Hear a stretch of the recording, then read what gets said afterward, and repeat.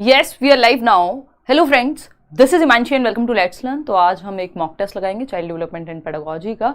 कुछ अच्छे क्वेश्चंस करेंगे और देखिएगा कि आप कितने तैयार हैं। ये क्वेश्चंस आपको बता पाएंगे कि जो टॉपिक्स हैं, जब इनसे क्वेश्चंस पूछे जाते हैं अलग अलग तरह से, तो आप कितने अच्छे से उनको सॉल्व कर पाते हैं। तो स्टार्ट करेंगे। सभी को गुड इवनिंग, नमस्कार, राम राम, सत श्री अकाल, अस्सलाम वालेकुम, what you feel connected with. Start करते हैं। 30 क्वेश्चंस और थोड़ा सा स्पीड में चलेंगे क्योंकि ये मॉक टेस्ट है, पहला ही मॉक टेस्ट है सीडीपी को लेके, क्योंकि हम प्रैक्टिस सेशंस कई सारे कर चुके हैं जिसमें प्रीवियस ईयर ये वो सब मिक्स कर चुके हैं। अब थोड़ा सा मॉक टेस्ट का भी टाइम है कि आप कुछ क्वेश्चंस लगाएं जिसमें थोड़ा आपका दिमाग इधर उधर चले, नए क्वेश्चंस आप देखें और एक दो क्वेश्चंस वो जो रिपीटेडली पूछे जाते हैं उनको भी इंक्लूड किया जाए। तो लाइक शेयर सब्सक्राइब तो होपफुली आपने कर ही दिया होगा। और टेलीग्राम पे आपकी जो पीडीएफ्स हैं वो पेंडिंग है, आई नो। ये भी जल्दी से जल्द मिल जाएंगी इस वीकेंड तक। इसके अलावा अगर मैं बात करती हूँ तो आते हैं पहले ही क्वेश्चन पे। उससे पहले जो भी सीटेट के या D2+B के बैचेस हैं उनमें आप एनरोल कर सकते हैं करियर विल ऐप डाउनलोड करके और वेबसाइट पर जा करके। फाइनली कोर्स जो है आप वेबसाइट से लीजिएगा क्योंकि उसमें आपको डिस्काउंट मिल जाएगा। अब ये क्वेश्चन है अच्छा सा, इसका जवाब आपको फटाफट से देना है और बताना है। देखिएगा क्या पूछा है क्वेश्चन ने। Growth spurts are prominent in hands and legs of early adolescents due to dash development. बताइएगा। डैश विकास के कारण शुरुआती किशोरों के हाथ में, शुरुआती का मतलब बेसिकली पूर्व किशोरावस्था कह लीजिए आप इसको, है ना। पूर्व किशोरों के हाथों और पैरों में विकास की गति प्रमुख होती है। पूर्व मतलब हम कह रहे हैं कि जो अर्ली एडोलेसेंस है, जैसे ही टीनेज जिसको हम कह रहे हैं, या WHO कहता है 10 से 19 वर्ष, जैसे ही उसकी शुरुआत हो रही है किशोरावस्था की, जिसको तनाव एवं तूफान का काल कहा गया है, उसके बारे में कौन सी बात सही है कि जो हैंड्स और लेग्स की जो स्पीड ऑफ ग्रोथ है, वृद्धि, अचानक से जो आपके हाथ और पैर हैं वो बहुत तेजी से बढ़ने लगते हैं ग्रोथ स्पर्ट में। ग्रोथ स्पर्ट को हम कई बार वृद्धि स्फुरण कह देते हैं। तो उसका आपको रीजन बताना है, ऐसा क्यों है, प्रॉक्सिमल है ये, रिवर्स्ड सेफेलोकॉर्डल कहा जाएगा, सेफेलोकॉर्डल कहा जाएगा या सेफेलो कहेंगे इसको। सबने अपनी मर्जी से अलग अलग जवाब इसमें देना शुरू कर दिया है और आप गलत जवाब दे रहे हैं। मजे की बात यह है कि 55% लोग गलत जवाब दे रहे हैं। इसको रिवर्स्ड सेफेलोकॉर्डल यहां कहेंगे। मतलब क्या हुआ कि जो बड़ी मसल्स हैं इस टाइम पे, जो ग्रोथ स्पर्ट का टाइम है, जो ग्रोथ स्पर्ट का टाइम है, मैं अभी बताऊंगी सारी ही चीजें। ग्रोथ स्पर्ट जिसको हम वृद्धि स्फुरण कह रहे हैं कि बच्चे की आप देखते हैं जैसे ही वो टीनेज में जाता है 12 से 18 के बीच में, उसकी हाइट, उसका वेट, उसकी मसल्स में स्ट्रेंथ, हर एक प्रकार से उसके जो सेकेंडरी सेक्सुअल कैरेक्टरिस्टिक्स हैं, प्यूबर्टी हिट करती है, बहुत सारे परिवर्तन हो रहे होते हैं फिजिकली, साइकोलॉजिकली, हर तरह से, सामाजिक रूप से भी। इसीलिए इसको तनाव एवं तूफान का काल कहा है स्टैनली हॉल ने। 12 से 18 क्या है, किशोरावस्था। अब इसमें अगर हम देखें, ग्रोथ स्पर्ट होता है कि अचानक से विस्फोट। आप देखते हैं बच्चा, आप 2 साल पहले मिले थे, बच्चा लग रहा था। मैं अपने भाई की ही अगर बात करूं, पिछले 4 सालों में से जो लास्ट 3 और 2 ईयर्स रहे हैं उसमें वो अचानक से बड़ा दिखने लग गया, जबकि वो एकदम छोटा दिखता था, है ना। तो ये क्या होता है, ग्रोथ स्पर्ट है, क्योंकि जैसे ही टीनेज हिट करेगी, आप अचानक से आपकी जो शरीर की हाइट है, वेट है, वो सब इंक्रीज होना शुरू हो जाएगा। तो ग्रोथ स्पर्ट लड़कियों में अगर हम देखें तो 2 साल पहले होता है, जल्दी ही खत्म होता है। लड़कों में थोड़े लंबे समय तक चलता है। तो लड़कियों के केस में भारत के कॉन्टेक्स्ट में कहा जाता है कि 10 से 13 वर्ष, और लड़कों के केस में जो है ये 12 से 17 तक भी हम इसको मान लेते हैं, या 14 से 17 तक भी कई लोग मानते हैं। 12 से 17, 2 साल बाद लड़कों के केस में शुरू हो रही है। बट ग्रोथ स्पर्ट जो है कि बहुत तेजी से स्फुरण, जो गति बढ़ रही है, शरीर का जो हाइट वेट सब बढ़ रहा है, वो थोड़ा और लंबे समय तक चलता है लड़कों में। लड़कियों में थोड़े कम समय में ये समाप्त हो जाएगा। ठीक, अब ये कहानी है क्या, इसको समझते हैं। देखो, सेफेलोकॉर्डल क्या है, जब आप गर्भ में होते हैं तब भी आपका सर पहले विकसित होता है बच्चे का, बाद में उसका जो बाकी का पार्ट है, धड़ हो चाहे, यानी सर पे पहले कंट्रोल आएगा, स्पाइनल कॉर्ड डेवलप होगी, है ना। ये सारी चीजें हेड टू टो, हेड मतलब सर पे पहले कंट्रोल। बच्चा जब पैदा भी होता है तब भी आप देखते हैं पहले उसका सर पे कंट्रोल। उसका जो सर है वो पूरे शरीर का 1/4 होता है, यानी 25% जो है आपके शरीर का वो आपका सर है। तो आप देखते हैं बच्चे का सर बड़ा नजर आता है, बॉडी आपको फिर भी ऐसी सी लगेगी। तो ये क्या है, हेड टू टो जाता है कि पहले वो सर संभालना सीखेगा, गर्दन संभालना सीखेगा, फिर ये वाला पार्ट, फिर बैठना सीखता है, फिर खड़े होना सीखेगा, फिर चलना सीखेगा। यानी हेड से शरीर, जो सिर है उससे पैर की ओर। यहाँ पे सेफेल का मतलब होता है, ग्रीक में जो ग्रीक लैंग्वेज है, सेफेल का मतलब है ब्रेन आपका, खोपड़ी आपकी। और कॉर्डल क्या है, जो कॉर्ड है, तेल जिसको हम कहते हैं, पूंछ एक तरह से। तो ये सर हो गया आपका खोपड़ी सेफेल और कॉर्डल है जो आपकी पूरी टेल है जिससे आपकी पूरी बॉडी कनेक्टेड है, ठीक, सर से पैर की ओर। अब यहां पे सर का प्रोपोर्शन बड़ा होता है, लेकिन जैसे आप एडोलेसेंस में जाते हैं तो ये जो ग्रोथ स्पर्ट है, इसके कारण, ग्रोथ स्पर्ट के कारण क्या होगा भाई, ग्रोथ स्पर्ट के कारण आपका जो वृद्धि स्फुरण कह लीजिए आप इसको, जो एडोलेसेंस में वृद्धि स्फुरण है, अचानक से हाइट वेट सब बढ़ रहा है, इसमें आपकी जो लॉन्ग मसल्स हैं, जो लॉन्ग बोन्स हैं या मसल्स हैं, उनमें वृद्धि तेजी से होती है, वो फास्ट ग्रो करती हैं। क्या करती हैं, फास्ट ग्रो करती हैं लॉन्ग मसल्स। लॉन्ग मसल्स कहाँ हैं आपके, या तो लेग्स में है ना, वो फीमर बोलते हैं ना हम कि भाई थाई में जो सबसे बड़ी हड्डी कहते हैं, तो बेसिकली आपको वैसे भी पता है कॉमन सेंस से भी कि सबसे बड़ी मसल्स कहाँ या बोन्स कहाँ होंगी आपके शरीर में, आर्म्स में या लेग्स में होंगी। तो आर्म्स और लेग्स जो हैं वो तेजी से डेवलप यहाँ पे होते हैं, और बाकी शरीर जो आपका प्रोपोर्शन में आ रहा है, पहले सर बड़ा था लेकिन अब एडोलेसेंस में जो ये स्फुरण है यानी ये जो ग्रोथ स्पर्ट है, इसकी वजह से आपके आर्म्स और लेग्स, तो आप देखते हैं बच्चे की हाइट अचानक से बढ़ती है, ऐसा नहीं है कि आप उसका शरीर में सर आपको बहुत बड़ा नजर आएगा। तो इसको हम रिवर्स्ड सेफेलोकॉर्डल के रूप में जान सकते हैं। Second option is the right answer, क्योंकि यहाँ हेड उतना बड़ा नहीं है, बाकी एस्पेक्ट्स में जो आपकी लॉन्ग बोन्स हैं वो तेजी से बढ़ रही हैं सर की बजाय, तो इसलिए हम सेकंड ऑप्शन के साथ यहाँ गए हैं। क्वेश्चन नंबर 2 देखिएगा एक बार, और WHO की माने तो एडोलेसेंस क्या है, 10 से 19 वर्ष की अवस्था है जिसमें बहुत सारे चेंज हो रहे होते हैं। खैर ये कहानी हम बाद में करते रहेंगे डिस्कस, अभी हमको इतना ही पे ही रुकना पड़ेगा क्योंकि हम मॉक टेस्ट की तरह चल रहे हैं, तो नहीं तो एक ही क्वेश्चन पढ़ के रह जाएंगे। क्वेश्चन नंबर 2 देखिएगा, इन दी पीयर एक्सेप्टेंस, यानी जो साथी समूह है उसमें जब आप समकक्ष स्वीकृति की बात करते हैं कि आपके दोस्त आपको एक्सेप्ट कर लें, the children who are rarely selected positively और नेगेटिवली कॉल्ड, यानी वो बच्चे जो रेयरली कभी उनको सेलेक्ट किया जाता है पॉजिटिवली भी और नेगेटिवली भी, यानी समकक्ष स्वीकृति पहलू में जिन बच्चों को कभी कभार ही सकारात्मक या नकारात्मक रूप से चुना जाता है, यानी नेगेटिवली भी उन पे ध्यान कभी कभार ही जा रहा है और पॉजिटिवली भी उनको कभी कभार ही चुन रहे हैं कि कोई कंपटीशन है या कुछ क्लास में किसी को मॉनिटर बनाना है, तो कुछ बच्चे ऐसे होंगे जिनको बहुत रेयर ही कि अच्छा आज तुमको बना देते हैं, या फिर नेगेटिवली भी अगर कुछ है तो भी उनको रेयर ही चुना जाएगा। इन बच्चों को कंट्रोवर्शियल बच्चे नहीं कह सकते, जो आप लोग कह रहे हैं बिल्कुल गलत कह रहे हैं, ये नेग्लेक्टेड बच्चे हैं, क्योंकि कभी कभार ही इनको पॉजिटिवली और नेगेटिवली चूज ही बहुत कम कर रहे हैं, चाहे पॉजिटिव हो या नेगेटिव हो, चूज ही नहीं किया जा रहा है, इनको उपेक्षा की जा रही है, इनकी नेग्लेक्ट किया जा रहा है इनको, तो ये उपेक्षित बच्चे हैं। आएंगे बाकी सबको समझेंगे। देखो कंट्रोवर्शियल बच्चा जो है उसको कभी कभार नहीं चुना जाता, उस पर अटेंशन मिलती है, तभी वो कंट्रोवर्सी में रहता है कि वो कुछ भी करके पढ़े ना लिखे, बट चाहे पढ़े चाहे ना लिखे, मतलब पढ़ लिख के हो, वो बिना पढ़े लिखे हो, लेकिन वो हेडलाइंस में रहेगा। न्यूज़पेपर हेडलाइंस होती ना, फॉर एग्जाम्पल बहुत ही खराब उदाहरण आ रहा है, बट मान लो आप, it is like Rakhi Sawant, है ना, she is a controversial child. अगर हम क्लासरूम में के हिसाब से देखें, पूरी दुनिया को अगर क्लासरूम में बांट लें, तो वो आपको पता है वो इंस्टाग्राम से लेके कहीं ना कहीं से कुछ तो सामने आ जाएगा और वो बंदी आपको कहीं ना कहीं दिख जाएगी, ठीक है ना। तो ये क्या है, ये कंट्रोवर्शियल चिल्ड्रन का एक उदाहरण है कि वो बच्चे जो कुछ भी करके वो रहते हैं लाइमलाइट में, तो वो रहेंगे, चाहे पॉजिटिव रीजन से हो चाहे वो नेगेटिव रीजन से हो, बट वो चुने तो जा रहे हैं बार बार, वो नजर में तो आ रहे हैं बार बार, है ना, क्लियर बात है। तो ये कंट्रोवर्शियल बच्चे तो ऐसा नहीं है कभी कभार इनकी उपेक्षा नहीं होती, ये तो भैया ढूंढ ढूंढ के मुद्दे लाते हैं, फॉर एग्जाम्पल कंगना रनौत, है ना, तो ये कंट्रोवर्शियल बच्चे हैं एक तरह से, ठीक भाई, एग्जाम्पल की तरह यूज कर रही हूँ, किसी को दिल पे लगाना हो लगा सकता है। देखो एक बार फिर आता है पॉपुलर चिल्ड्रन। पॉपुलर चिल्ड्रन की अगर हम बात करें, पॉपुलर चिल्ड्रन कौन से हैं, जो पॉपुलर हैं, जिनको बहुत सारे लोग पसंद करते हैं, तभी तो वो पॉपुलर है, ठीक है ना। कोई कह रहा है उर्फी जावेद, हाँ मतलब जो आपका जैसे मन कर रहा है, आप अपने आप समझ गए ना, बस कुल मिला के बात ये है, क्योंकि आपने जो ये गलत जवाब दिया यही अपने आप में बताता है कि आपको लग रहा है ये कंट्रोवर्शियल बच्चे हैं जो कभी कभार चुने जा रहे हैं। भैया कभी कभार चुने वाले नेग्लेक्टेड हैं, उनको अच्छे और बुरे चीजों के लिए कभी कभार ही कोई उनसे पूछता है कि खाना खाओगे, 20 दिन में एक बार पूछा, ठीक। तो बेसिकली कंट्रोवर्शियल वो हैं जो विवाद में बने रहते हैं, चाहे पॉजिटिव रीजन से हो चाहे नेगेटिव रीजन से हो। पॉपुलर वो है जिनको ज्यादातर लोग पसंद कर रहे हैं, है ना, जिनको ज्यादातर लोग पसंद कर रहे हैं वो पॉपुलर हैं। कोई कह रहा है मोदी जी, अरे माफ करो यार, पॉलिटिक्स से बचाओ, इधर आ जाओ। रिजेक्टेड चिल्ड्रन की अगर हम बात करें, अब तो आप दिल पे ही ले गए, भावनाओं में बह गए, वापस आ जाओ, इतना समझ में बहुत आ गया, काफी है।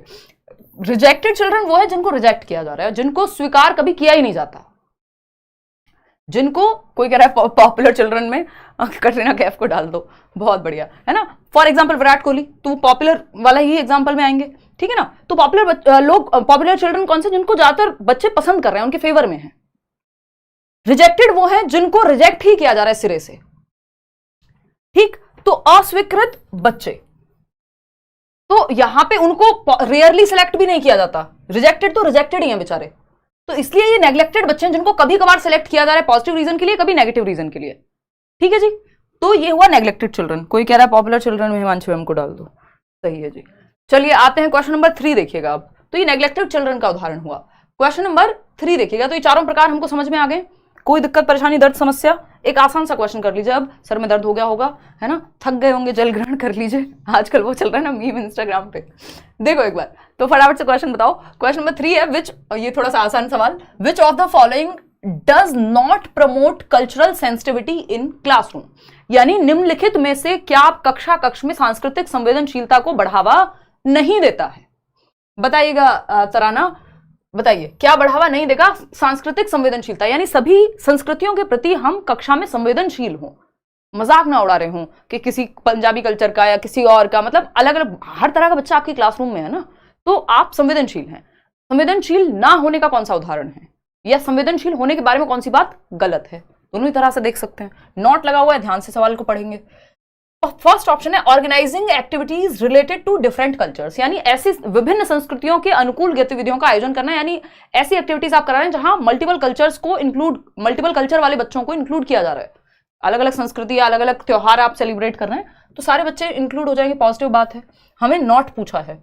Encouraging sharing of experiences by students about their culture, जो विद्यार्थी हैं वो जिस भी संस्कृति से आते हैं अपने अनुभवों को शेयर करें। हमारे यहाँ ऐसे सेलिब्रेशन होता है, हमारे यहाँ ये होता है, ये पहनते हैं, ये फेस्टिवल सेलिब्रेट करते हैं, चलो ये भी पॉजिटिव बात है। सेलिब्रेटिंग, हमको क्या चाहिए? नेगेटिव चाहिए, जो गलत है वही सही होगा यहाँ पे। Celebrating festivals of dominant cultures only, यही गड़बड़ है कि यदि आप सिर्फ वही त्योहार मनाएंगे जो डोमिनेंट हैं, यानी मान लीजिए किसी देश में या किसी एक देश की बात छोड़ ही देते हैं, यहाँ पे किसी स्टेट में या जिस भी जगह पे आपका स्कूल है, मान लीजिए साउथ इंडिया में स्कूल है, आप केंद्रीय विद्यालय में टीचर बन गए, वहां अगर कोई ओणम होता है ना शायद वहां, तो वहां का जो डोमिनेंट फेस्टिवल है वही आप सेलिब्रेट कर रहे हैं, जो दिवाली होली है या कोई और मान लीजिए जो वहां पे नहीं उतना सेलिब्रेट होता, उन त्योहारों को आप सेलिब्रेट ही नहीं कर रहे हैं। जबकि आपकी क्लास में मान लीजिए 30 में से 25 बच्चे हैं या 20 बच्चे हैं जो ओणम को मनाते हैं, वो केरला से हैं, बाकी के 10 बच्चे हो सकते हैं जो बाकी अलग अलग पार्ट्स ऑफ द कंट्री से हों। तो उस केस में ऐसा करना गलत हो जाएगा कि अगर मान लीजिए आप यूपी में हैं तो सिर्फ उसी संस्कृति या उसी जाति समूह के बच्चों के त्योहारों को आप सेलिब्रेट करा रहे हैं जो वहां पे ज्यादा हैं, डोमिनेंट है, तो ये कहना गलत हो जाएगा। तो फिर भी बाकी ऑप्शंस देखते हैं। Accepting and respecting diverse backgrounds of each student, हर बच्चे की विविध पृष्ठभूमि को स्वीकार करना, ये तो अच्छी बात है। तो हमें नेगेटिव चाहिए, नॉट लिखा हुआ था, तो नॉट तो सिर्फ थर्ड ऑप्शन है, और थर्ड ऑप्शन क्या है? सी ऑप्शन में। तो आप लोग इसका मतलब सही जवाब दे पा रहे हैं यहाँ पे 64% लोग। आसान सा सवाल है, लेकिन पता है इसमें गड़बड़ क्या हुई है, ये ज्यादातर लोग सही जवाब दे देते, लेकिन जैसे ये थर्ड और ऑप्शंस जो आए इसमें आपके सर में हो गया दर्द। और जब यहाँ ABCD लिखा है मैडम, आपने क्यों नहीं दिया ABCD? चलिए खैर कोई बात नहीं। तो फर्स्ट सेकंड थर्ड फोर्थ हो नहीं सकता क्योंकि थर्ड गलत है और बाकी के तीनों सही हैं। जब थर्ड गलत है तो यही सही है, क्योंकि पूछा ही गलत था तो गलत ही सही हो जाएगा, सिंपल बात। कि आप सिर्फ, तो आप कैसे सभी संस्कृति के प्रति संवेदनशील हुए ही नहीं अगर सिर्फ डोमिनेंट कल्चर का ही त्योहार आप सेलिब्रेट करेंगे। क्वेश्चन नंबर 4 देखिएगा। क्वेश्चन नंबर 4 देखिएगा, providing choice and options to students from a range of activities and experiences based on their interests, needs and diversity of learners background follows the principle of, यानी विद्यार्थियों को उनकी अभिरुचि, उनकी जरूरतों, उनके अंदर क्या एप्टीट्यूड है, किस क्षेत्र में वो अच्छा कर सकते हैं, कोई स्पोर्ट्स में, कोई ड्राइंग में, कोई पेंटिंग में, कोई म्यूजिक में, कोई गणित में, तो उनके एप्टीट्यूड को पहचान रहे हैं। परिवेश की विभिन्नताओं को ध्यान में रखकर विविध प्रकार की गतिविधियां करा रहे हैं अलग अलग बच्चों को। ये किसका प्रिंसिपल है? ये प्रिंसिपल ऑफ इंक्लूजन है ना, समावेशन है। एजुकेशन फॉर ऑल, हर बच्चे के लिए शिक्षा, एजुकेशन फॉर ऑल, चाहे वो नॉर्मल बच्चा हो, स्पेशल बच्चा हो, हर बच्चे के लिए। ये लेबलिंग करना गलत बात है, कंपटीशन, एक्सक्लूजन या एक्सक्लूड कर दिया कि 4 बच्चे हैं जो देख नहीं सकते उनको अलग थलग ही कर दिया, ये गलत है। तो inclusion is the right word over here, या जो सिस्टम है वो इंक्लूजन का है। इस पर हमने एक अलग से सेशन अभी लिया था। क्वेश्चन नंबर 5 देखिएगा फटाफट से और बताइएगा। क्वेश्चन नंबर 5 क्या कहता है भाई? Challenges in reading text and comprehending long passages is a challenge for students with, यानी चैलेंज किस में आ रहा है? रीडिंग टेक्स्ट को पढ़ने में, पाठ को पढ़ने में और उसको समझने में जो लंबे पैसेजेस हैं, दिक्कत हो रही है। कौन से प्रकार का विकार है ये? कौन सी लर्निंग डिसेबिलिटी है ये बताइए, फटाफट से जवाब दीजिएगा। आज तो मैंने बैच में भी इवन क्लास नहीं ली है, मैं शाम तक भी थोड़ा सा अच्छा महसूस नहीं कर रही थी, तो अभी ऐसे ही चल रहा है। हालांकि हमारा सिलेबस बहुत ही अंडर कंट्रोल है, ख़त्म ही हो जाएगा 2-4-6 क्लासेस में, बैच की भी अगर हम बात करें तो टेंशन वाली बात नहीं है। अभी एक आध दिन छुट्टी भी हो तो मैं धीरे धीरे वापस आ गई हूँ ट्रैक पे, समय लगेगा थोड़ा सा तबीयत बिल्कुल ठीक होने में। तो ये डिसलेक्सिया है एग्जैक्टली। डिसकैलकुलिया तो मैथमेटिक्स में होता है, यहाँ पे रीडिंग की बात हो रही है, तो रीडिंग डिसऑर्डर और पढ़ के समझने की दिक्कत है। हियरिंग इंपेयरमेंट थोड़ी है। डिस्ग्राफिया तो राइटिंग इंपेयरमेंट होता है, लिखने में समस्या। ये पठन वैकल्य है, डिसलेक्सिया है, पढ़ने और लिखने दोनों में समस्या हो सकती है। अगर पढ़ेगा ठीक नहीं तो लिखेगा भी ठीक नहीं। हालांकि मेनली पढ़ने वाली ही समस्या है, जो ईशान अवस्थी तारे जमीन पर वाला बच्चा था।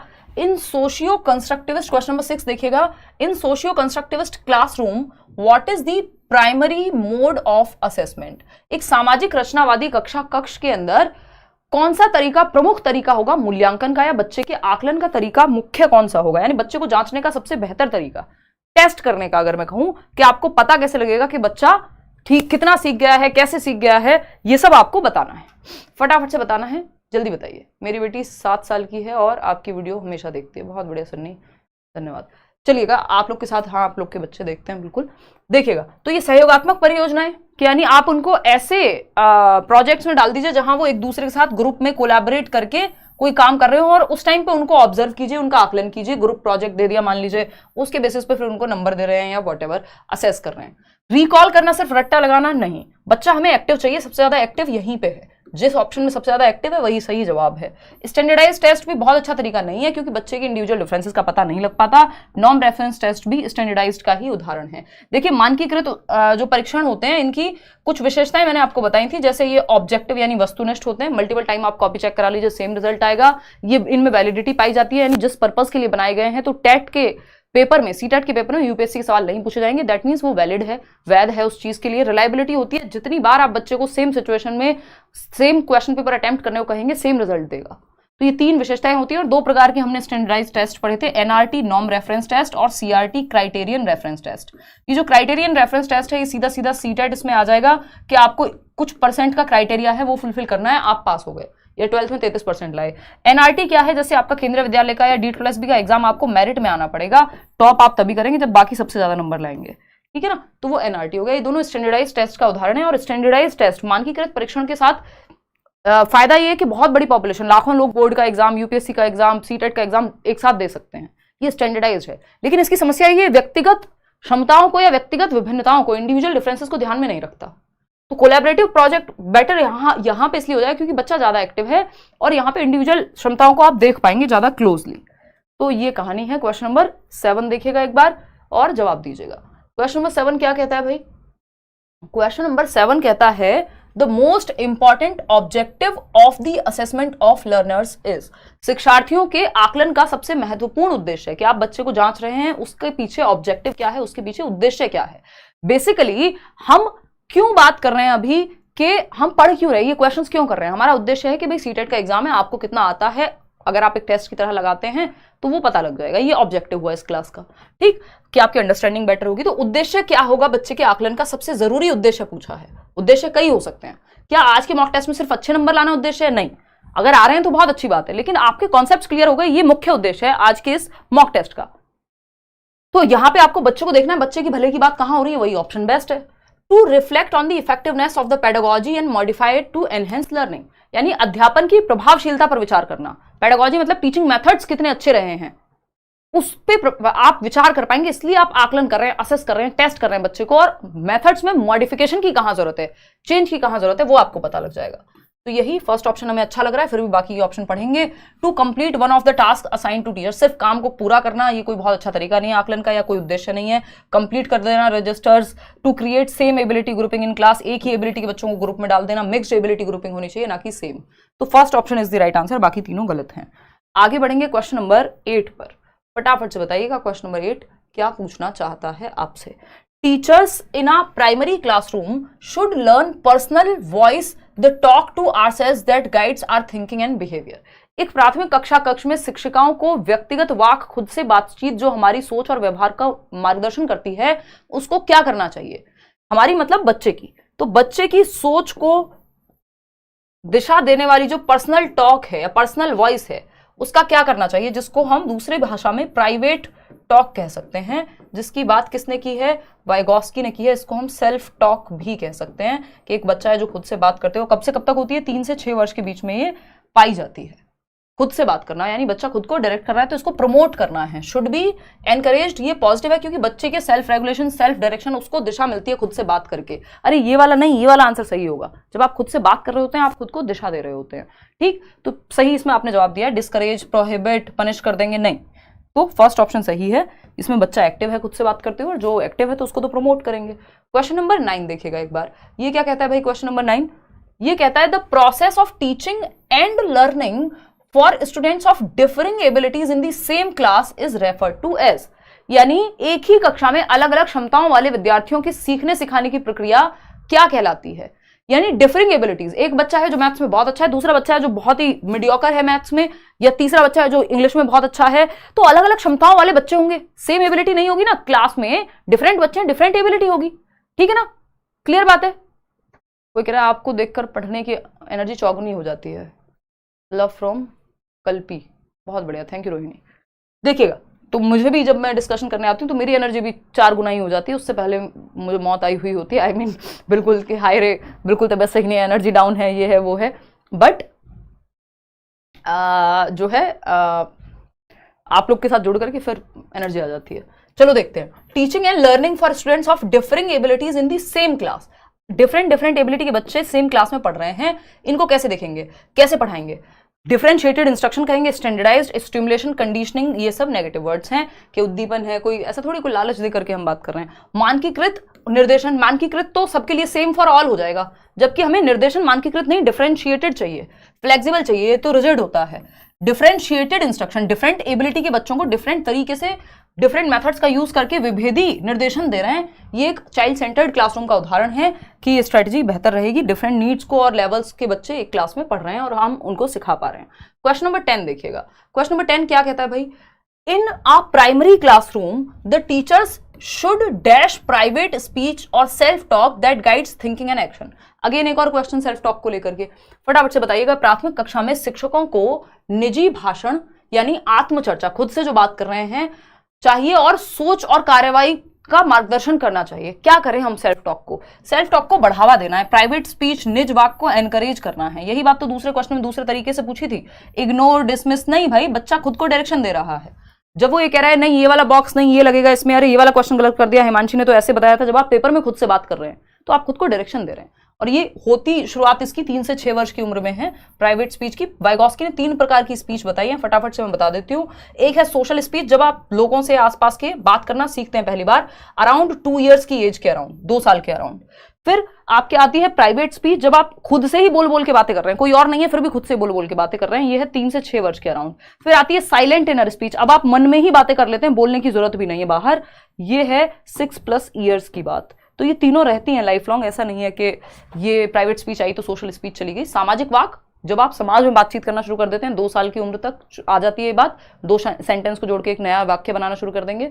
फिर प्राइवेट स्पीच निज वाक, यानी खुद से बात कर रहे हैं, सेल्फ टॉक, बच्चा बोल बोल करके खुद को ही डायरेक्शन दे रहा है, वो 3 से 6 में। और साइलेंट इनर स्पीच, मौन आंतरिक वाक, मन में जब आप बात करते हैं खुद से, किसी को पता भी नहीं है, वो 6+ ईयर्स में आता है। तो ये 3 प्रकार की स्पीच हैं जो वाइगॉस्की ने दी है। क्वेश्चन नंबर 11 देखिएगा और बताइएगा फटाफट से। क्वेश्चन नंबर 11 क्या कहता है, seeing the role of boys, यानी लड़कों का रोल देखते हुए, एट होम यानी घर पे, एंड इन दी सोसाइटी, तो घर पे और समाज में जब लड़कों का रोल देखा एक बच्चे मोहित ने, Mohit refused to play the role of a girl in a programme organised in the school.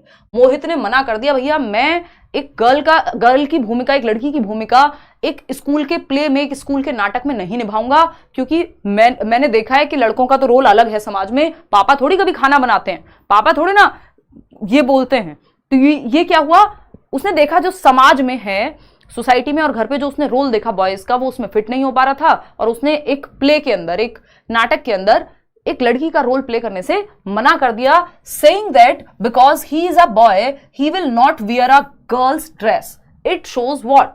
यानी ये क्या दर्शाता है कि वो तो लड़का है और वो लड़की वाली ड्रेस नहीं पहनेगा, सब उसका मजाक उड़ा सकते हैं, 70 चीजें हो सकती हैं। तो मोहित ने घर व समाज में, कहां देखा ये उसने, घर व समाज में लड़कों की भूमिका को देखते हुए स्कूल में आयोजित एक कार्यक्रम में लड़की की भूमिका को यह कहकर निभाने से इनकार कर दिया कि वह एक लड़का है, इसलिए वह लड़की की ड्रेस नहीं पहनेगा। It shows what Mohan is showing what. अपने व्यवहार में मोहन क्या शो कर रहा है या मोहित क्या शो कर रहा है, ये आपको बताना है। फटाफट से बताइए, जवाब दीजिए। फोर्थ ऑप्शन 54% लोग कह रहे हैं, जो कि सही भी है। बाकी के 46% लोग गलत जवाब क्यों दे रहे हैं? ये जेंडर रोल फ्लेक्सिबिलिटी कहां है? अगर फ्लेक्सिबिलिटी होती तो मोहित कहता कोई बात नहीं, कपड़े तो हैं यार और मेरे को एक्ट ही तो करना है, क्या दिक्कत है? तो फ्लेक्सिबिलिटी तो है ही नहीं। फ्लेक्सिबल रोल देखा होता तो अगर उसने जनरली ये देखा होता कि हाँ कोई बात नहीं, आजकल जैसे जितने यूनिसेक्स कपड़े आ गए हैं कि वही टी शर्ट महिलाएं भी पहन सकती हैं, पुरुष भी पहन सकते हैं, है ना, 70 चीजें, शूज आ गए हैं, घड़ियां, पता नहीं कितनी चीजें हैं। तो ये जेंडर रोल फ्लेक्सिबिलिटी को दर्शाती है। पहले शायद इतना नहीं था, तो फ्लेक्सिबिलिटी देखी होती तो वो मना ही नहीं करता, तो ये तो होगा नहीं। जेंडर इक्वालिटी, इक्वालिटी कहां है इसमें? बराबरी कहां है? क्या वो कुछ कम हो जाएगा अगर वो एक रोल प्ले कर लेगा एक नाटक में जो उसको एक टास्क मिला है, तो कुछ इनइक्वालिटी क्रिएट हो जाएगी? नहीं, तो इक्वालिटी तो यहां है ही नहीं, हो ही नहीं रही। मोबिलिटी, गतिशीलता है, कुछ चेंज आ रहा है? नहीं आ रहा। ये जेंडर टाइपिंग है। जेंडर टाइपिंग क्या होती है? लैंगिक प्रारूपण कह लीजिए आप इसको, प्रारूपण के समाज ने टाइप कर दिया है आपके दिमाग में, जेंडर रोल की टाइपिंग कर दी है कि लड़के तो छोटे बाल रखेंगे, लड़कियां तो बड़े बाल रखेंगी, ये वाला हेस्ट मेहंदी लगाएंगी, लड़के नहीं लगाएंगे, या इस तरह के कपड़े पहनेंगे। तो ये क्या है? टाइपिंग हो गई है आपके अंदर। अब आपको लगता है अगर कोई लड़की छोटे बाल रख रही है तो कोई ऐसा व्यक्ति जिसकी जेंडर रोल टाइपिंग इतनी ज्यादा रिजिड हो गई है, उसके दिमाग में स्टीरियोटाइप बन गई है वो चीज, तो वो कहेगा अरे ये तो लड़कों के जैसे बाल रखती हैं, है ना। तो ये क्या हो गया? ये स्टीरियोटाइप की तरफ चली गई, धीरे धीरे टाइपिंग होकर के वो स्टीरियोटाइप की तरफ चली ही जाती है, ठीक है ना। तो ये जेंडर रोल टाइपिंग को दर्शा रहा है बच्चा, कि उसके दिमाग में तो यही रोल टाइप हुआ है ना, बैठ गया है उसके दिमाग में। क्वेश्चन नंबर 12 देखिएगा। क्वेश्चन नंबर 12 ये क्या कहता है भाई? विच of the following type of, अब अगर यहां टाइपिंग होता ही नहीं तो हमें स्टीरियोटाइप के साथ जाना पड़ता फिर, क्योंकि उसके दिमाग में वो बैठ गया है, लेकिन यहां टाइपिंग का ऑप्शन था और वो बेटर ऑप्शन है इस क्वेश्चन के लिए, इसलिए स्टीरियोटाइप इन्होंने दिया भी नहीं। विच of the following type of intelligence was described bye Harvard gardener. ये 4 प्रकार हैं बुद्धि के, इनमें से कौन से प्रकार की बात हार्वर्ड गार्डनर ने अपने बहुबुद्धि सिद्धांत यानी मल्टीपल इंटेलिजेंस की थ्योरी में दी थी? 1983 में हार्वर्ड गार्डनर की एक बुक आई थी फ्रेम्स ऑफ माइंड करके, जिसमें 7 प्रकार की बुद्धि की बात उन्होंने की। हालांकि आज के समय में वो 8 है एज पर एनसीईआरटी भी, और आपको उन 8 प्रकार में से कौन सा एक प्रकार यहां मौजूद है उस ऑप्शन को चूज कर लेना है, ठीक। इन पे हम क्वेश्चंस कर चुके हैं अलग से भी। तो अगर मैं बात करूं, और गार्डनर ने कहा आईक्यू टेस्ट उतना महत्वपूर्ण नहीं है, बच्चे अलग अलग प्रकार से बुद्धिमान हो सकते हैं, इसीलिए कई प्रकार के बुद्धि के टाइप इन्होंने दिए हैं। बात ठीक है नहीं? 69% लोग कह रहे हैं लिंग्विस्टिक इंटेलिजेंस, बिल्कुल सही बात है। भाषिक बुद्धि या भाषाई बुद्धि की बात गार्डनर ने की है। वो लोग जो राइटर्स हैं, वो लोग जो इवन पोइट्स हैं, वो लोग जो नॉवेल्स लिख रहे हैं, या जिनकी भाषा पे अच्छी पकड़ है, भाषा को प्रोड्यूस करने से लेकर के और उसको मतलब स्पोकन लैंग्वेज हो चाहे वो रिटन लैंग्वेज हो, तो भाषा पे पकड़ है अच्छी, तो हम ये कहेंगे वो लिंग्विस्टिक इंटेलिजेंस रखते हैं, है ना। तो इसका एक बहुत ही आसान सा उदाहरण अगर आप कहेंगे तो चेतन भगत ले लीजिए, या जितने भी हमारे राइटर्स रहे हैं, अगर आप बहुत अच्छे प्रेमचंद की अगर हम बात करें तो उनमें लिंग्विस्टिक इंटेलिजेंस पाई जाएगी। जेनरिक इंटेलिजेंस की उन्होंने कोई बात नहीं की कि एक जनरल इंटेलिजेंस होती है वही हर जगह काम करती है, नहीं, इनसे पहले लोग बात कर रहे थे, वो इन्होंने नहीं की। और जनरल और स्पेसिफिक की बात चार्ल्स स्पीयरमैन ने की है।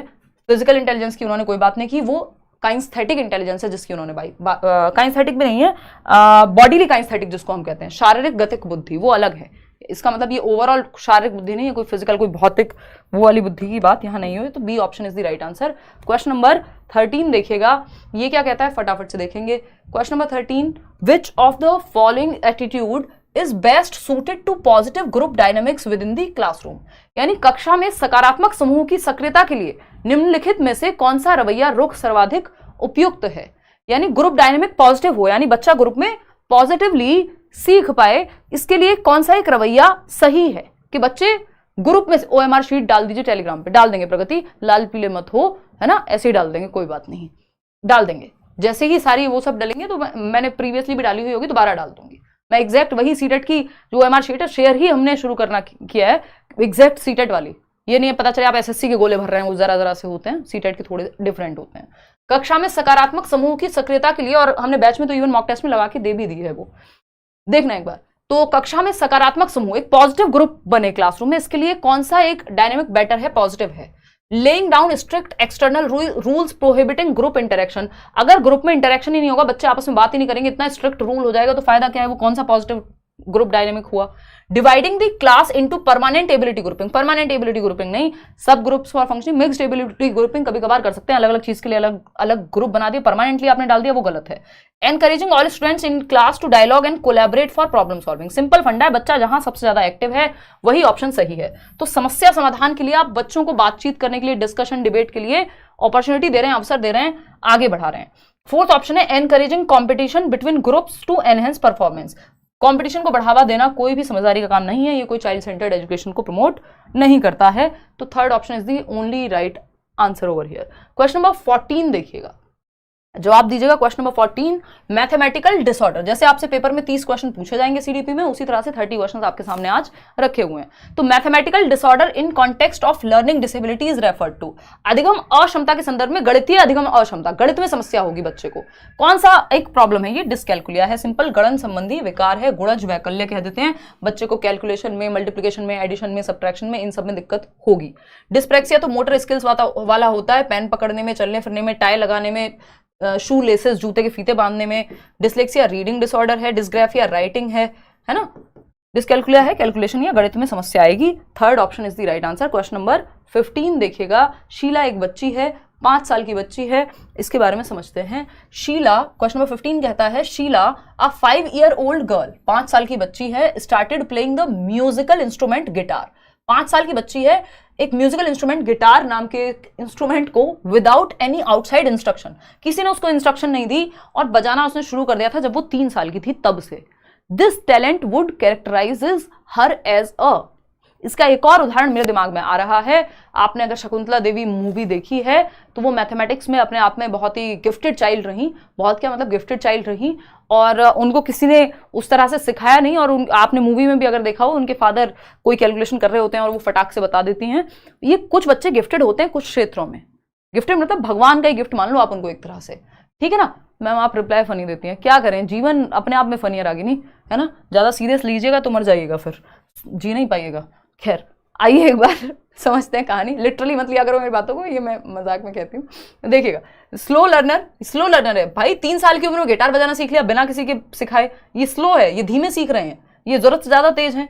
चाइल्ड विद लो आईक्यू कहां से तेज होगा इस बच्चे का जो इतनी तेजी से सीख रहा है, क्यों हम अज्यूम कर लें ये बच्चा गिफ्टेड है, ठीक है ना। ऑटिस्टिक है नहीं, ऑटिस्टिक बच्चा रेपिटेटिव एक्शन करता है, बार बार रिपीट करता है सेम चीज को, कम्युनिकेशन में दिक्कत होती है। ये बच्चा प्रतिभाशाली है, किसी एक क्षेत्र में इसके अंदर प्रतिभा है। गिफ्टेड 3 प्रकार के होते हैं, एक वो जिनका आईक्यू ज्यादा होता है, इनको इंटेलेक्चुअली ब्राइट कहते हैं, 130+ आईक्यू है मान लीजिए, वो भी गिफ्टेड है, पढ़ने में बहुत अच्छा होगा एकेडमिक्स में। दूसरा प्रकार है टैलेंटेड है बच्चा, जैसे कोई विशेष टैलेंट है, जैसे ये बच्ची जो है शीला, इसमें गिटार बजाने का टैलेंट है बचपन से ही, है ना, अगर थोड़ी सी भी ट्रेनिंग मिल जाएगी तो बहुत अच्छा करेगी। तीसरा है कोई क्रिएटिव बच्चा, कुछ नया, कुछ नोबल बनाना, कोई पेंटिंग ऐसी बनाना, कुछ डिफरेंट, कुछ नया करना।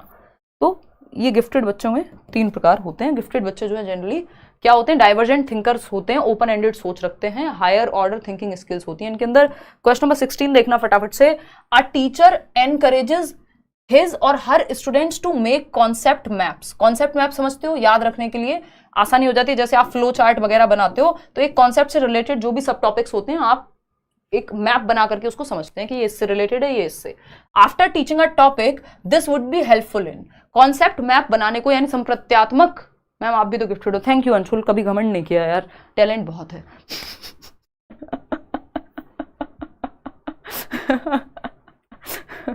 ये हम लोग अपने ट्यूशन के टाइम पे करते थे ऐसी बकैती, मतलब बिल्कुल बिना सर पैर की बातें, कि बहुत मतलब कभी घमंड नहीं किया, मतलब बहुत टैलेंट है। देखो एक बार, यह किस में सहायक होगा। अब मैं क्या करूं, आप लोग लिखते रहते हो, मैं कहूं नहीं नहीं ऐसा कुछ नहीं है, या तो मैं ये कहूं। देखो एक बार, अगर हम बात करें देखो एक बार फटाफट से कमेंट करो। राहुल को भूख लग गई, निशा राहुल तो अपना रोटियां दबा चुका है। हमारी क्लास शुरू होने के समय पे मैं आ रही हूँ वहां से घड़ी पहनते हुए, वो अपना बैठ के खाना खा रहा है।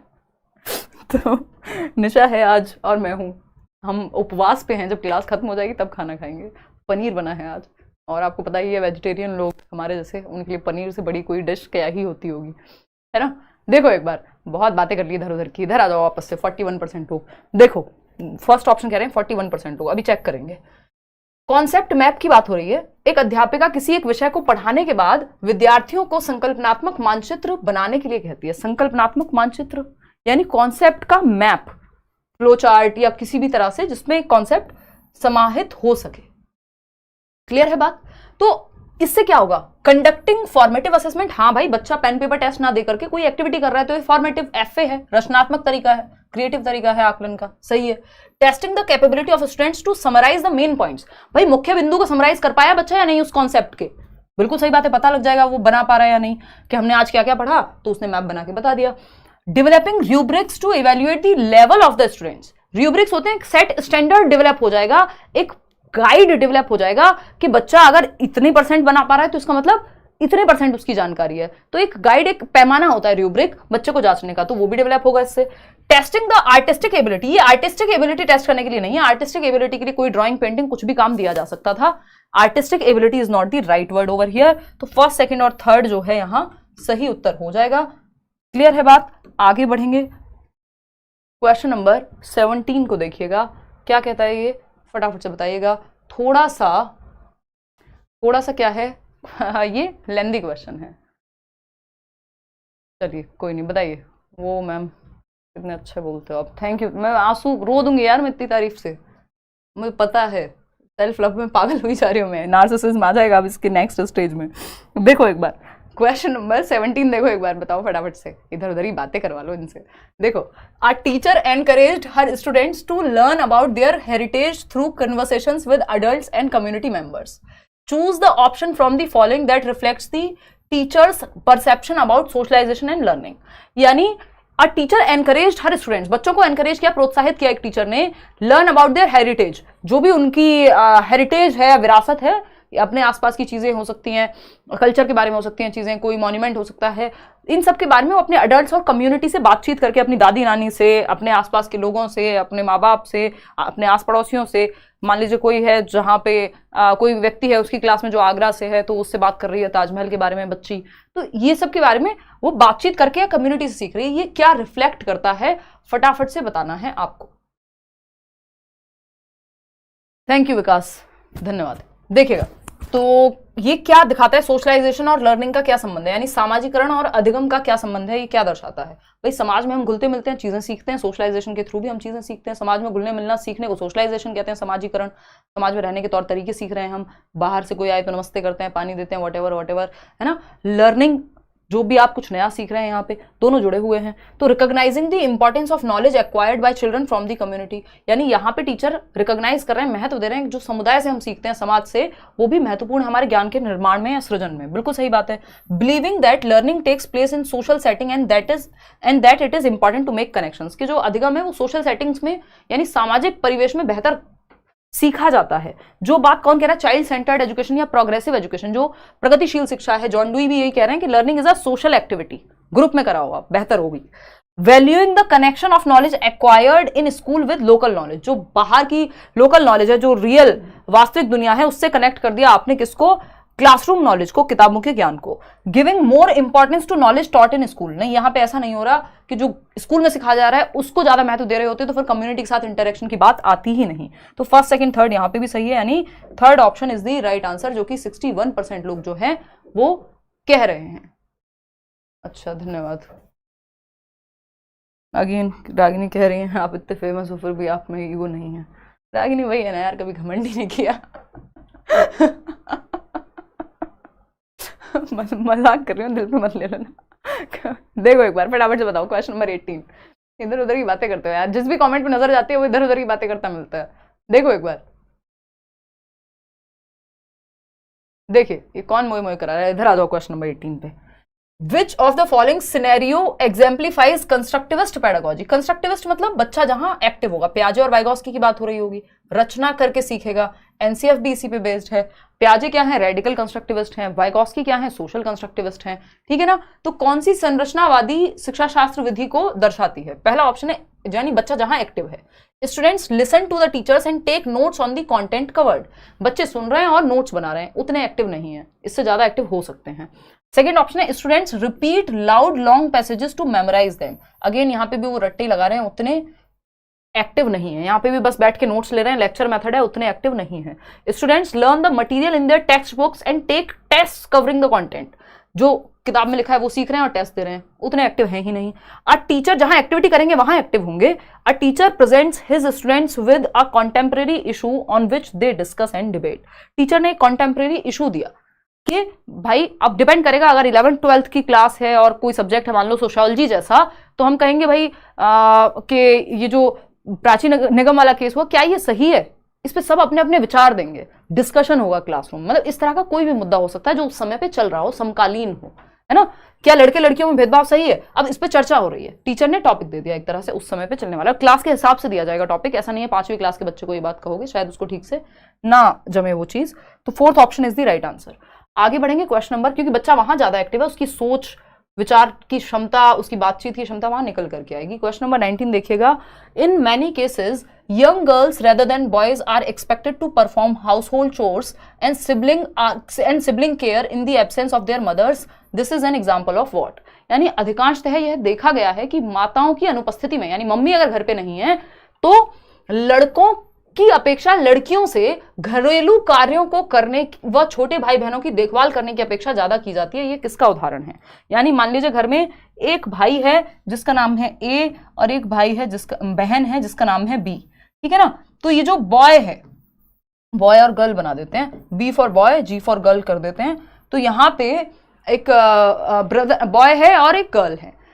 घर पे अगर मम्मी नहीं है तो बहन खाना बना के देगी। मैंने खुद देखा है अपने, अब तो खैर मतलब बहुत सारे लोग टच में नहीं रहे उस तरह के, बट बहुत, लेकिन ये कॉमन चीज है, हम आसपास देखते हैं, ऐसा नहीं है।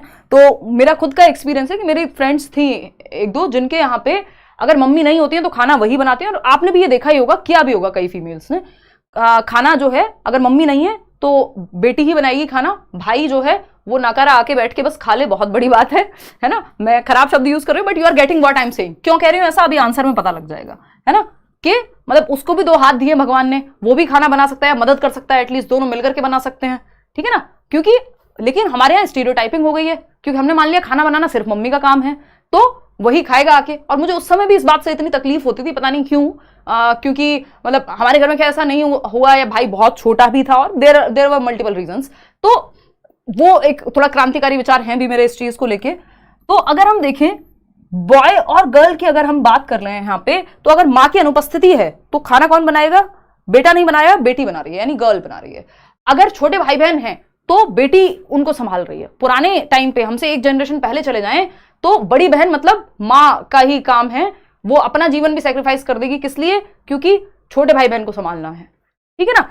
क्या ये फेयर है? फेयर तो नहीं है। ये क्या है? स्टीरियोटाइप का उदाहरण है, सिंपल सिंपल। इक्विटी इसमें कुछ भी नहीं है कि अब कई लोग कहेंगे नहीं नहीं उनमें तो मातृत्व ज्यादा होता है महिलाओं में, इसलिए उनको ये काम दिया जा रहा है। अच्छा भैया, खाना बनाने में मातृत्व भी लगेगा, बच्चों को संभालने में भी, तो आप में भी तो होगा कुछ, ठीक। तो ये हम नहीं कह सकते, इक्वालिटी तो ये बिल्कुल भी नहीं है, और ये रेलेवेंस भी कुछ नहीं है। ये स्टीरियोटाइप है, रूढ़िबद्धता है, क्योंकि चला आ रहा है, ऐसा देखा है हमने, तो हमने इसको सही मान लिया है, ठीक है ना।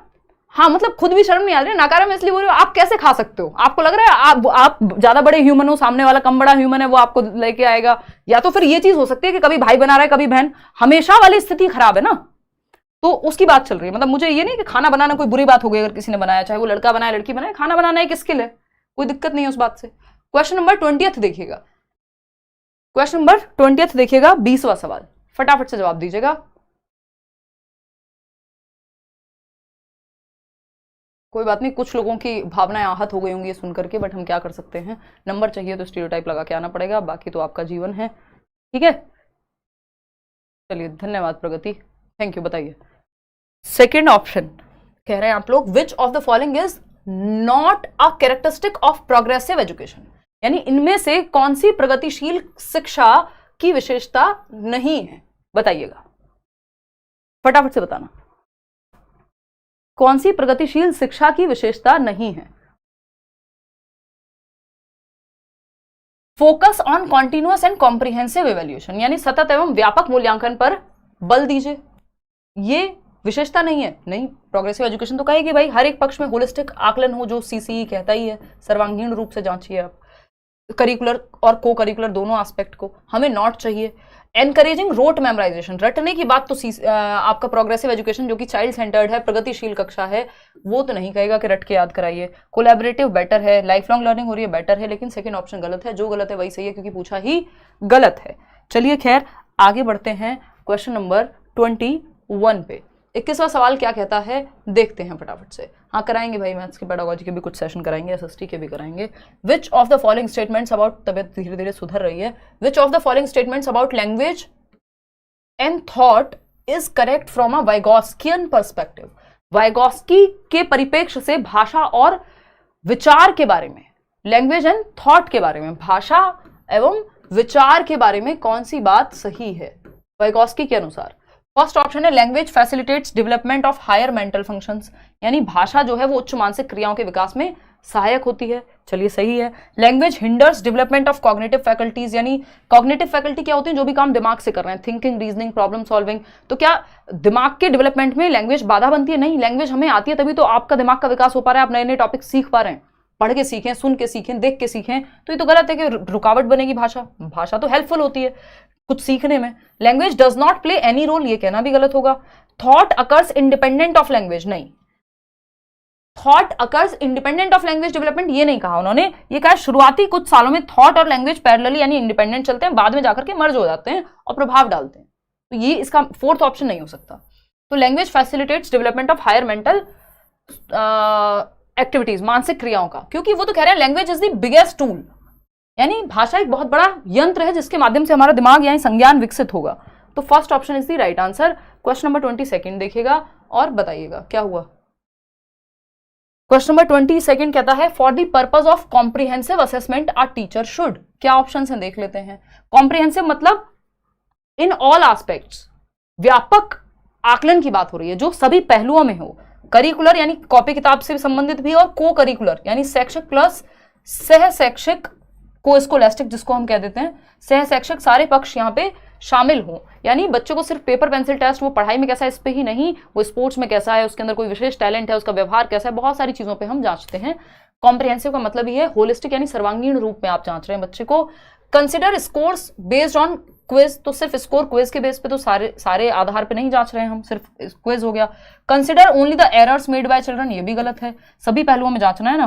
Consider outcome as well as process of learning for students, यानी विद्यार्थियों के लिए सीखने से प्राप्त उत्पाद, जो आउटकम निकल करके आया, जो रिजल्ट आया और जैसे वो सीख रहे हैं, दोनों इंपॉर्टेंट हैं, ये बात सही है।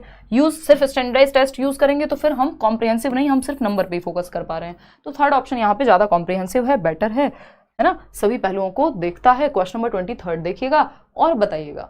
नेशनल एजुकेशन पॉलिसी 2020, एनईपी 2020 जो है, एनईपी 2020 की जब हम बात करें, proposes inclusion of dash and dash for assessment of children, राष्ट्रीय शिक्षा नीति 2020 बच्चों की मूल्यांकन के लिए डैश और डैश के समावेश को प्रस्तावित करती है।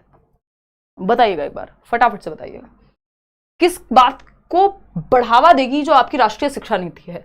ग्रुप वर्क को, inclusion of group work and self assessment, बच्चा खुद का भी आकलन करे और ग्रुप में भी एक दूसरे के का आकलन करे। मान लो 4 बच्चे हैं तो हम कहें भाई तुम ए बच्चा बी बच्चे की कॉपी चेक कर रहा है, सी बच्चा डी बच्चे की, आपस में एक दूसरे को मार्क्स दे रहे हैं, ठीक है, और खुद को भी खुद से आकलन कर रहे हैं, बिल्कुल सही बात है। नेशनल एजुकेशन पॉलिसी इसी को तो 360 डिग्री असेसमेंट कह रही है, यानी 360 डिग्री आकलन, यानी हर एक पक्ष में कैसे बच्चा खुद का भी खुद से आकलन करे, सेल्फ असेसमेंट कि आप खुद को कितने नंबर दे देंगे किसी काम में, टीचर भी उसका आकलन करे कि टीचर ने कॉपी चेक करी तो कितने नंबर, और उसके दोस्त ने अगर कॉपी चेक की फॉर एग्जांपल तो वो उसको किसी चीज में कितना मार्क्स, या मार्क्स ही नहीं कैसे आकलन करता है, तो तीनों पहलुओं में कर रहे हैं, तो ये 360 डिग्री का आकलन हो गया है।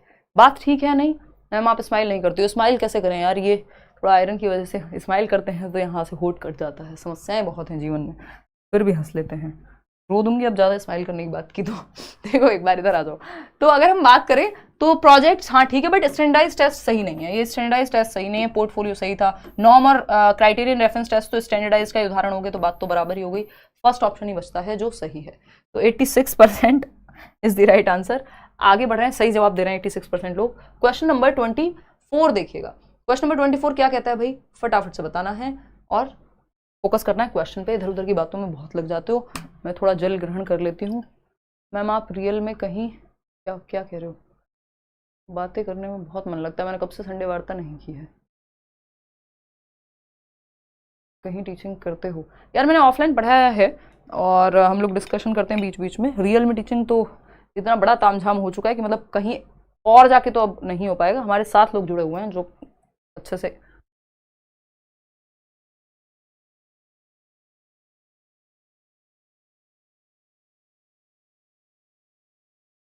हैं रियल में। यहाँ पे क्या हम मजाक कर रहे हैं? आप लोग आते हैं ऑफलाइन, हम फ्री क्लासेस भी देते हैं एट टाइम्स। और इस साल जो है एक ऑफलाइन छोटा सा बैच निकालने का पूरा पूरा प्लान है, काम चल रहा है ऑफिस पे। तो वो बिल्कुल बस ऐसे ही मन की शांति के लिए होगा कि मन लगा रहे। अदरवाइज टीचर्स हमारे साथ बहुत सारे हैं, करियर बिल पे आप देख ही पा रहे हैं। चलिएगा, तो थर्ड ऑप्शन कह रहे हैं 54% लोग। देखिए, responding to Heinz dilemma, Ruhi says stealing the drug is wrong under any circumstances because it is wrong to steal. According to Lawrence Kohlberg's theory of moral development, Ruhi is at what stage? Heinz दुविधा। Heinz एक व्यक्ति है जिसकी दुविधा, Kohlberg के नैतिक विकास के सिद्धांत में एक कहानी है कि उसकी वाइफ की डेथ होने वाली होती है, या तो वो चोरी कर ले या फिर वाइफ को मरने दे। दो ही रास्ते हैं जिसमें से वो एक रास्ता चूज करता है, चोरी कर लेता है दवाई की और वाइफ की जान बचा लेता है। लेकिन एक बच्ची है रूही, रूही कह रही है कि अपनी प्रतिक्रिया देते हुए कि दवाई की चोरी किसी भी परिस्थिति में करना गलत बात है, क्योंकि चोरी करना जो है वो गलत बात होता है। तो रूही कौन से स्तर पे है? थर्ड ऑप्शन 58% लोग कह रहे हैं। अब बताओ इसमें भी आप लोग ज्यादा आंसर क्यों नहीं दे पा रहे हो? 26% लोगों को लग रहा है फर्स्ट ऑप्शन है। क्यों लग रहा है भाई ऐसा? पेपर 1 पेपर 2 सबके लिए भाई सिलेबस सेम होता है, लेवल लगभग सेम ही होता है अगर आप पढ़ के समझ पा रहे हैं तो। कई बार उल्टा हो जाता है, कुछ क्वेश्चन आसान हो जाते हैं पेपर 1 में, कुछ क्वेश्चन 2 में और वाइस वर्सा। तो इसको इस तरह से मत बांटा करो। प्री कन्वेंशनल लेवल है ये, प्री कन्वेंशनल में फर्क नहीं पड़ता रूही को क्या सही है क्या गलत है। अगर पनिशमेंट ना मिले तो सही हो जाएगी चोरी, तो वो तो बात ही नहीं है। प्री कन्वेंशनल यानी पहला स्तर, पूर्व पारंपरिक, परंपराओं से पहले है ना ये, तो सही और गलत यहाँ कुछ नहीं है। जिस चीज से डांट पड़े वो काम गलत है और इसलिए आज्ञा मानते हो क्योंकि डांट ना पड़े। Pre conventional level personal reward orientation, यहाँ पे रिवॉर्ड की तो बात ही नहीं हो रही, मुझे क्या मिलेगा, रूही ने ये तो कहा ही नहीं।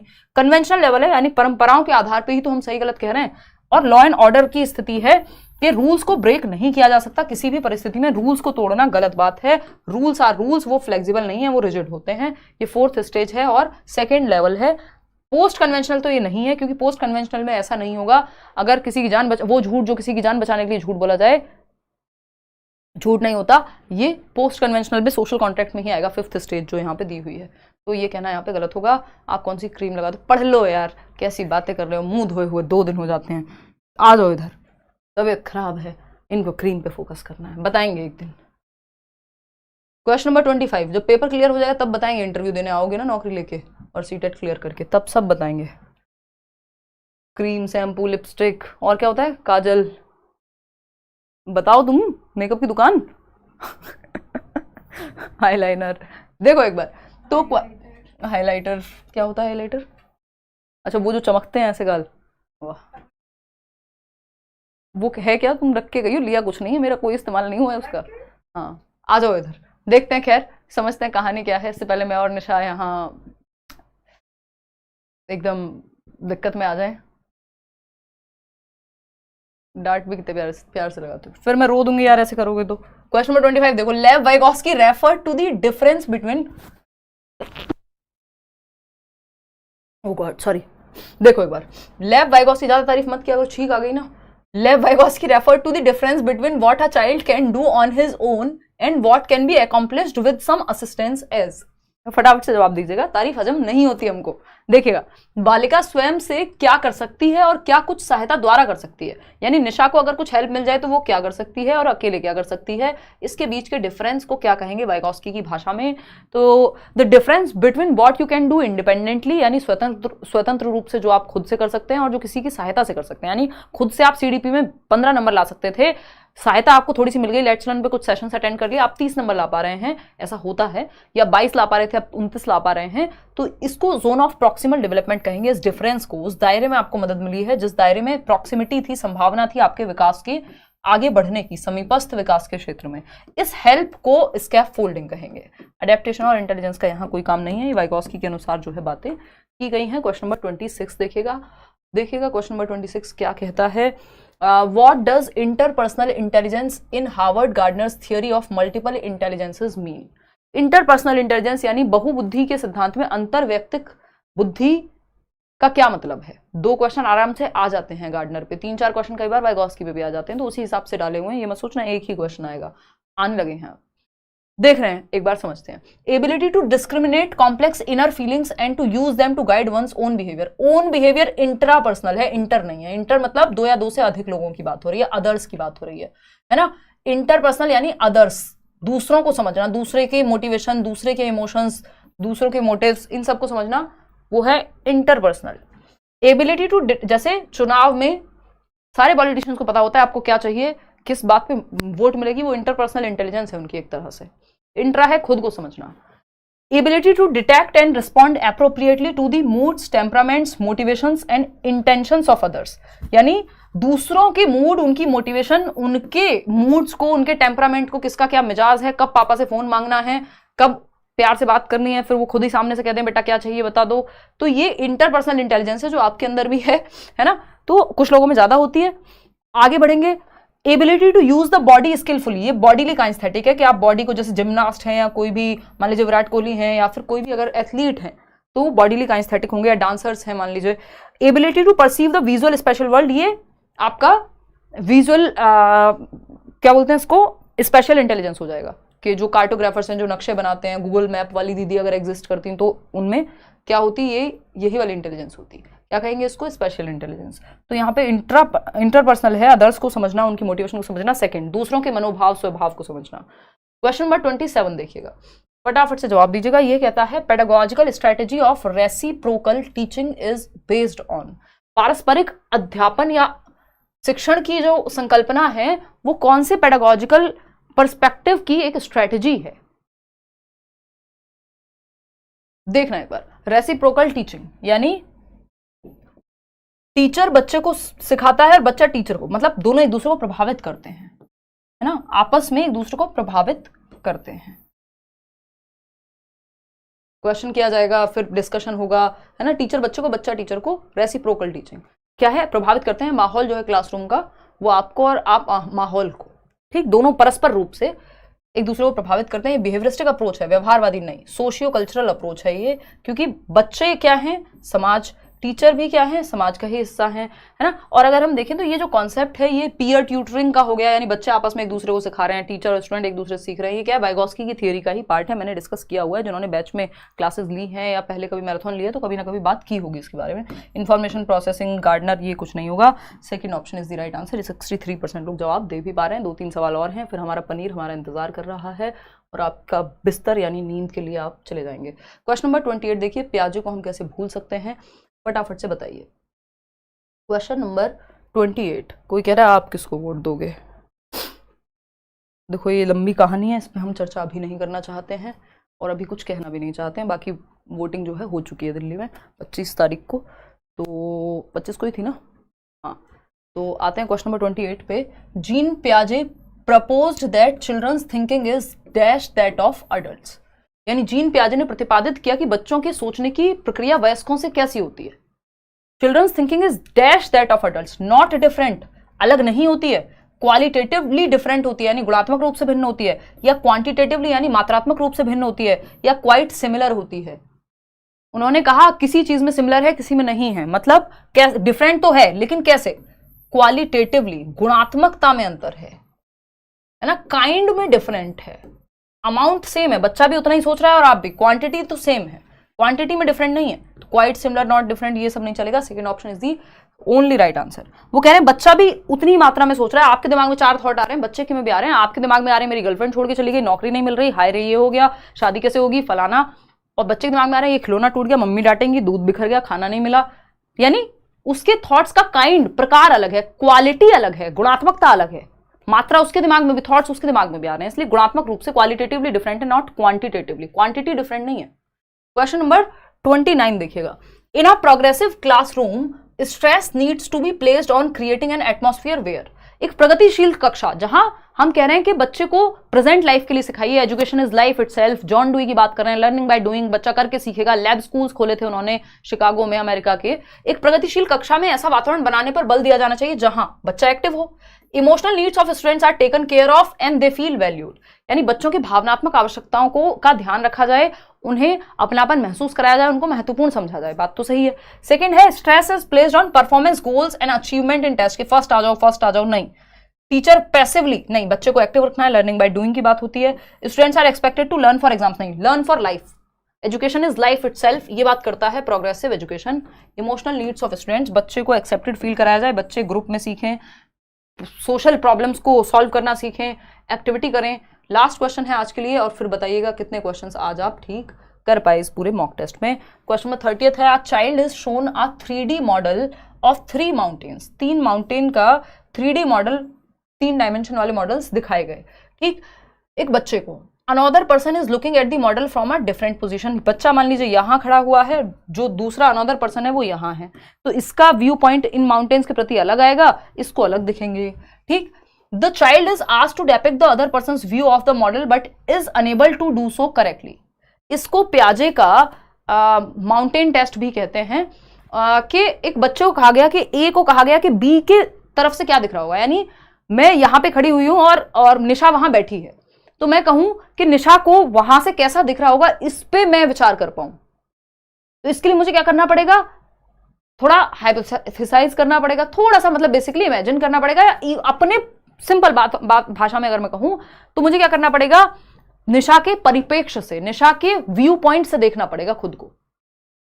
तो वो ईगोसेंट्रिज्म को हटाना पड़ेगा, लेकिन बच्चा ये कर नहीं पा रहा, unable to do so. According to Jean पियाजे ये किसका प्रदर्शन करता है, ईगोसेंट्रिज्म का, कि बच्चा दूसरे के पर्सपेक्टिव को, दूसरे के परिप्रेक्ष्य को नहीं समझ पाता, खुद को ही सेंटर में रखता है। वो कहेगा जैसा मुझे दिख रहा है ऐसा ही दिख रहा होगा निशा को भी, जबकि निशा की तरफ से अलग, निशा के एंगल से अलग दिख रहा होगा और मेरे एंगल से अलग दिख रही होंगी चीजें। ठीक है ना।